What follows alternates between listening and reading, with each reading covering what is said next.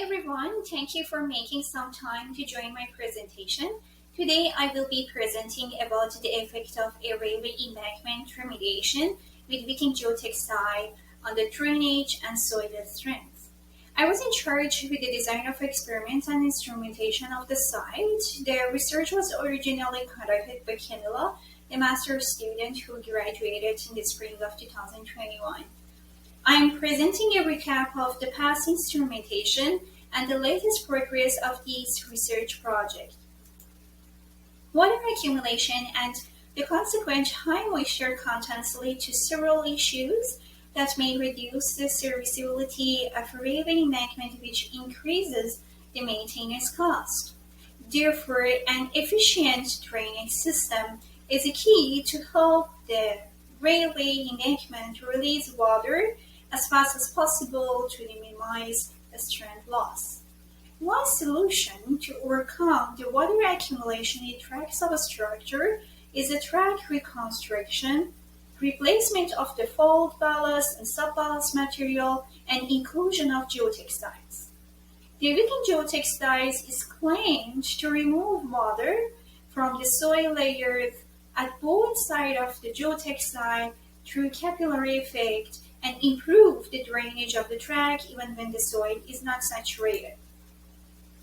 The main objective of this research was to investigate the impact of embankment reconstruction using a Wicking geotextile on the moisture and the strength level of a clay subgrade.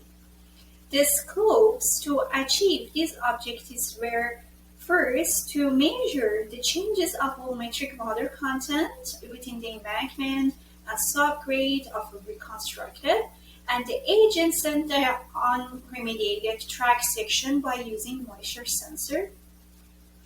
Second, to qualify the influence of precipitation on the soil moisture using the collected data. We also needed to understand how the embankment soils would behave under moisture changes. For that, we characterized the soils by performing a series of characterization tests to identify the effect of the remediation on the unsaturated soil strength and a direct comparison between the remediated and the control section. A track section located at MP 153.8 Scottsburg subdivision was kindly consulted by CP to instrument. The instrumented track section is indicated on the right-hand map by the red pin. Clay pumping and settlement were issues in the section of the track due to poor drainage, and the CP decided to remediate the embankment by using reinforcing a Wicking geotextile. In pursuit of measuring the change of volumetric water content within the embankment and subgrade and verifying the effect of the reconstruction, the study site was divided into two sections, one remediated and one control section. The instrumented control and remediated section of the study were adjacent as shown in figure 3, which allowed to evaluate the effectiveness of the chosen remediation more effectively, since most of the site conditions should be similar for both parts. A total of 10 access tubes were installed at both sections for measurements. At each section, the 2 access tubes installed at the northern side of the sub-ballast shoulder. 3 access tubes were installed in the center line of the control segment, which 2 of them go down to the subgrade. The blue circles are access tubes for diviner to read the moisture profile through sub-ballast and subgrade layers. Here is the layout of access pipe for instrumentation of the remediated section. The reinforcing geotextile is illustrated in red, and the Wicking geotextile is illustrated in green line. The Wicking geotextile was positioned between the sub-ballast and subgrade interface during the reconstruction with the aim to facilitate the diversion of water from the track embankment to the side ditches. The principle of the Wicking Geotextile is to simulate an equilibrium between the suction value seen for the geotextile and the soil. Therefore, the geotextile will constantly remove water from the soil until it reaches the water content related to the suction value of the equilibrium, which depends on the environment and can go up to 100 MPa. Both sections were instrumented with 5D sensors, which measure volumetric water content of the soil. The black access tubes were used to install moisture sensors in the subballast layer, and the blue access tubes were used for moisture profile reading by Diviner 2000 through subballast and subgrade layers. 5D sensor and the Diviner 2000 can be seen in these two pictures. The 5D sensor uses an oscillator to measure dielectric permittivity of soil to measure water content. A thermistor provides the soil temperature, while the screws on the surface of prongs measure the electric conductivity. 5D sensors were installed with two data loggers that measure the moisture twice daily. The Diviner 2000 is a portable soil moisture probe that obtains moisture reading through the soil profile at every 10 centimeter interval up to a depth of 1.6 meter. This picture shows the control and remediate section of the track after the installation of access pipes were completed. The 5D cables were passed through electric plastic shells with wirefish and buried under ballast, and the rest of the cables were secured in metal conduit and the loose cables were taped. The data were collected from September 19, 2019 to October 29, 2021, after which the cables were damaged during maintenance activities on the track.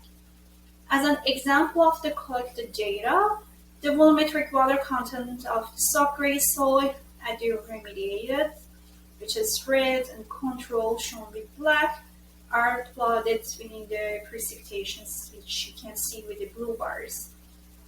The precipitation were downloaded from the three weather stations that were within 25 km of the site. The volumetric water content was used to develop antecedent precipitation index, or API, to find the relationship between the volumetric water content and precipitation. The green boxes in the graph were defined by the temperature of the subgrade soil. At this period, soil temperature stayed below 1 degree Celsius, and we were not sure of how the sensors would measure frozen water. Therefore, the data from this period was not taken to the analysis. The sharp increases in the volumetric water content rate by the sensors were related to the peaks in the precipitation recorded at the weather stations, and it confirmed that precipitation is the primary source of moisture within the embankment subgrade and should be considered to assess the drainage performance of the track. An antecedent precipitation index was developed to understand the influence of precipitation events in the moisture content of the embankment at both controlled and remediated sections. Linear regression is used to quantify variation of volumetric water content with increases in precipitation. The linear regression presented in Figure 11 shows that the volumetric water content measured at the subgrade of the control section correlates with precipitation, while the volumetric water content of the remediated section is not affected significantly even after high amounts of precipitation. In other words, remediation seems to help with water diversion from the subbalas and subgrade soils after precipitation, and the remediation is acting towards decoupling of precipitation and the subgrade moisture content. To determine how the moisture change influences the strength level of the subballast and subgrade material, a series of soil characterization tests, such as moisture content, grain size analysis at tropical limits, specific gravity, and in-situ dry density tests were performed. In addition to these basic tests, direct shear tests and soil water characteristic curve tests were conducted to estimate the unsaturated strength of the subballast and subgrade materials. From a 10 month of studying the relationship between the soil matrix suction and volumetric water content, it was found that the strength values at the remediated site were greater than the subgrade material at control for most part of the study. A strength model developed by Monopoli et al. Was used to predict these strengths using the suction and moisture values. Unfortunately, protection shields were pulled out of the track, and the sensors cables were seriously damaged during the maintenance activities by the CP contractor in early November 2021. Damaged electric shields and cables can be seen in these two pictures, and since then, monitoring has stopped. The concluding remark for almost a year and a half of studies are that their remediation section tends to be less sensitive to precipitation events than the control section. This behavior indicates that the remediation improved drainage after precipitation events. The remediation improved the minimum subgrade strength levels. The edge of the Wicking Geotextile was not exposed during the study, and continued volumetric water content monitoring could help to observe whether this change could improve the moisture management. This study addressed also the improvement in drainage and strength brought by the reconstruction and within Wicking Geotextile. It did not consider the other possible benefits of the reinforcing geotextile, stress redistribution, frost heat mitigation, separation, or filtration. Long-term monitoring of volumetric water content could provide the opportunity to study the effect of seasonal cycle on the drainage performance of the remediated embankment. The outcome of the research were presented in Geo Calgary 2020, in Pan American Conference in 2021, and through Camel's tests, which can be accessed online at the UFA library.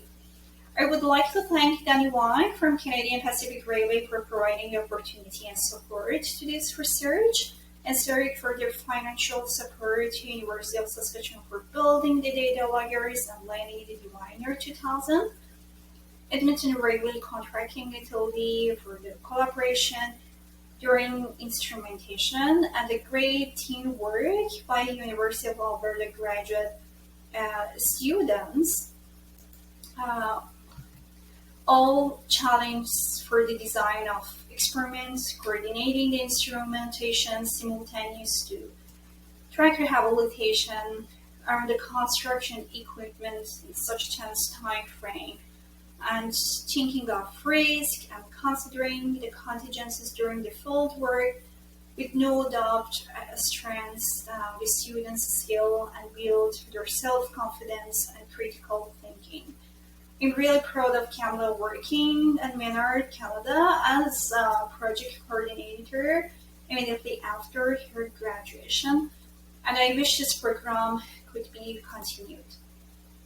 Thank you very much for joining this presentation. And this picture has been taken at Scotford. I'm not a professional photographer, but this turned to be one of the best I've ever taken from the railroad. I would be very happy to answer any questions.